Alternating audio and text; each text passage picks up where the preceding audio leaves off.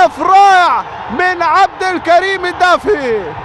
المغربي يعلن عن نفسه، يرجع بالمريخ في المباراة، يسجل هدف التعادل في المباراة، يشعل مدرجات المريخ على الدقيقة 35.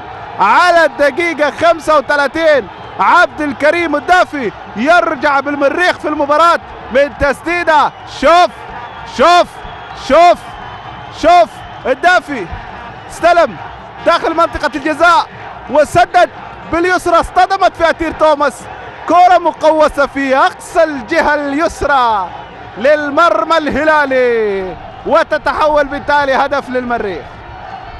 أوتوبونغ الآن لقاء مشتعل، يبدأ الهلال، يعود المريخ، كيف ستكون النهاية؟ لاحظ التبادل، أوتوبونغ يحاول، مصعب عمر يحاول.